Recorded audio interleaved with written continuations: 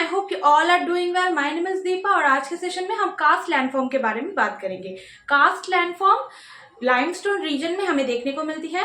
Before I start the session, अगर आप मेरे चैनल पे न्यू है तो प्लीज़ चैनल को सब्सक्राइब और शेयर करना मत भूलना, और साथ ही साथ आप कमेंट करके मुझे बता सकते हैं कि किसी भी टॉपिक में अगर आपको कोई भी डिफिकल्टी आ रही है। प्लेलिस्ट ज़रूर चेक कर लेना, क्योंकि वहाँ पर मैंने आपको टॉपिक वाइज कवर सारा करवा रखा है। वहाँ से आप अपनी अकॉर्डिंगली आप अपने प्रिपरेशन को आगे बढ़ा सकते हैं। और उसी के साथ ये भी मैं बताना चाहती हूँ कि डिस्क्रिप्शन आप ज़रूर चेक कर लेना, बिकॉज डिस्क्रिप्शन में आपको कुछ इंपॉर्टेंट लिंक्स भी मिल जाएंगी। शुरू करते हैं आज का सेशन और देखते हैं कि what are the important landforms, specifically erosional and depositional landforms. दो ही तरीके के लैंडफॉर्म्स हमें पढ़ना है।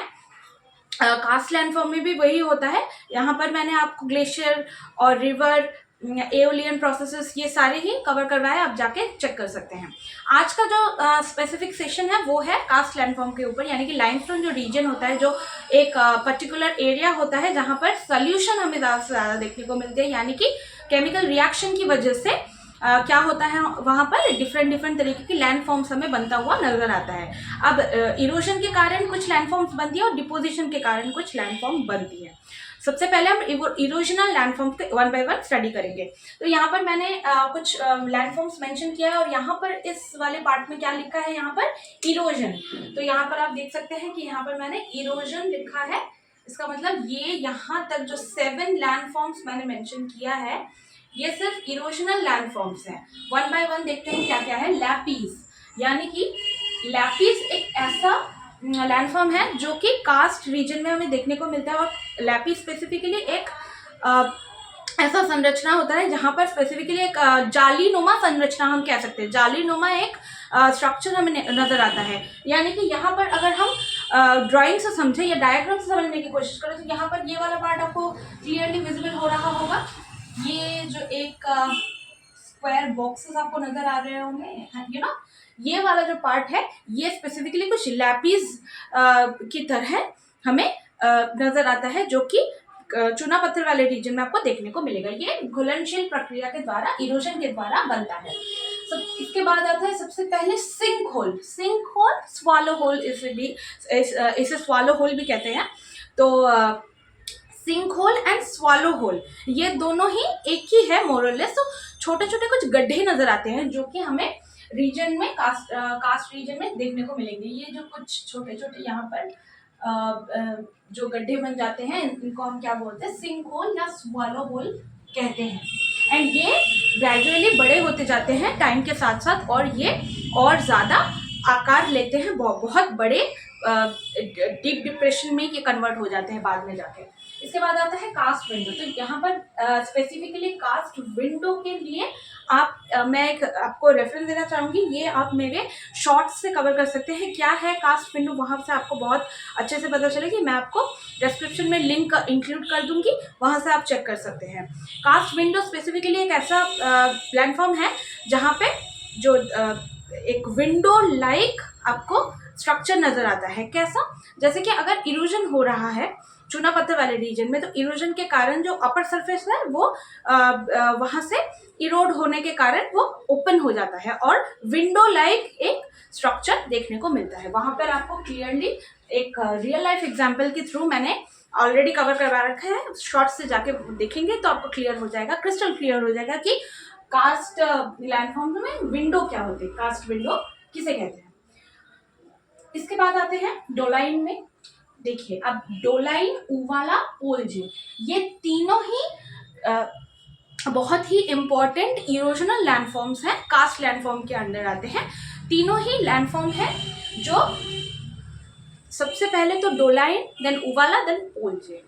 सबसे small, then medium, then large, ऐसे यहाँ पे हमें कुछ डिप्रेशन देखने को मिलते हैं, या हम कह सकते हैं कि लोलैंड एरिया देखने को मिलता है।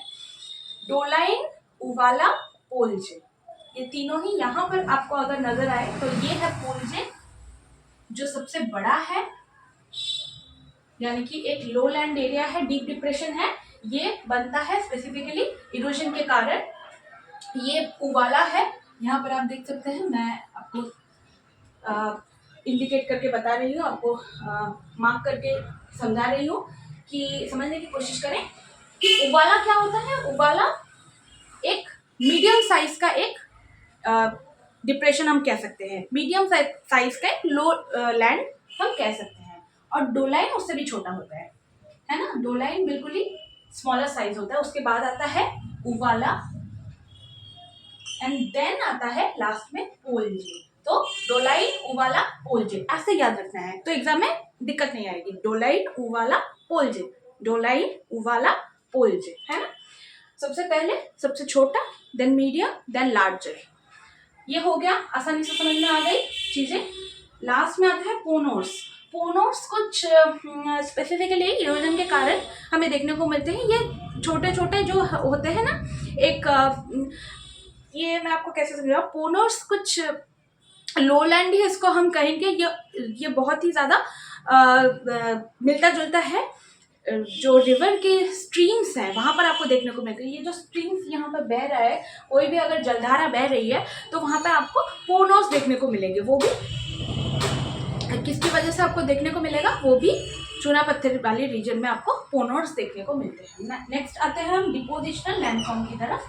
डिपोजिशनल लैंडफॉर्म में स्पेसिफिकली क्या आपको देखने को मिलेगा, 3 चीजें याद रखना है, स्टैलेक्टाइट, स्टैलेग्माइट और पिलर्स। आपने इवन पढ़ा भी होगा। स्टैलेक्टाइट क्या है, जब ये ग्राउंड वाटर, जब हम ग्राउंड में मतलब अंडर लैंड सरफेस जाते हैं, यानी कि अर्थ सरफेस के जब हम नीचे इंटीरियर में देखेंगे तो यहाँ पे क्या होता है, सीपिंग प्रक्रिया की वजह से पानी जब सीपिंग करके नीचे आ जाती है, यानी कि पानी सीपिंग के द्वारा प्रोसेस को फॉलो करते हुए जब ये नीचे बिल्कुल ही अर्थ सरफेस के नीचे प्रवेश करती है तो क्या होता है, लटकता हुआ, ये देख रहे हैं यहाँ पे लटक रहा है ऐसे, इस तरीके से ऊपर से नीचे की तरफ ऐसे यहाँ पर हमें स्टैलेक्टाइट देखने को मिलता है, क्योंकि ये घुलनशील होते हैं कास्ट रीजन में। और इसी तरीके से यहाँ पे डिपोजिशनल कुछ लैंडफॉर्म्स हमें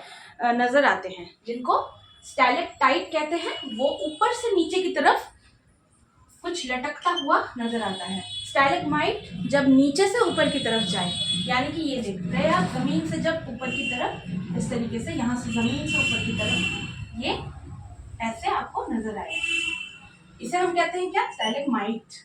स्टैलेक्टाइट जब ऊपर से लटक रहा है, स्टैलेग्माइट जब ग्राउंड से वो ग्रो हो रहा है तब हम उसे कहेंगे स्टैलेग्माइट। पिलर्स जब दोनों एक साथ मिल जाते हैं तो ये कुछ मतलब स्टैलेक्टाइट और स्टैलेग्माइट जब एक होकर एक दूसरे से चिपक जाते हैं या एक दूसरे के साथ मिल जाते हैं तो एक पिलर्स टाइप का आपको देखने को मिलता है। वो इस प्रकार से, कुछ इस प्रकार से उसे हम पिलर्स कहते हैं। और ये भी डिपोजिशनल लैंडफॉर्म के अंडर आ जाएगा, कास्ट लैंडफॉर्म में। आई होप कि ये आपको समझ में आ गया होगा कि कौन कौन से फीचर्स हैं जो हमें याद रखना है। यहाँ पर केव भी बनता है ना, ग्राउंड वाटर जब डिपोजिशन देखने को मिलता है तो कुछ इस प्रकार से केव बनता हुआ भी हमें नजर आता है ना। तो ये हो गए हमारी erosional and depositional landforms. I hope the session was useful to you all. आपको सारी लैंडफॉर्म्स समझ में आ गई होंगी। अगर आपको कोई भी प्रॉब्लम आ रही है किसी भी चैप्टर में, किसी भी टॉपिक में, तो आप मेरे साथ जुड़ सकते हैं, बात कर सकते हैं, मुझे ईमेल कर सकते हैं और मुझे बताना मत भूलना, कमेंट करना and then let me know. और इसी के साथ आज का हमारा ये सेशन यहीं पे समाप्त होता है। मिलेंगे नेक्स्ट सेशन में। टिल देन अपना ध्यान रखना, take care, we will be meeting soon. Thank you और सब्सक्राइब करना मत भूलना। बाय, मिलते हैं नेक्स्ट सेशन में।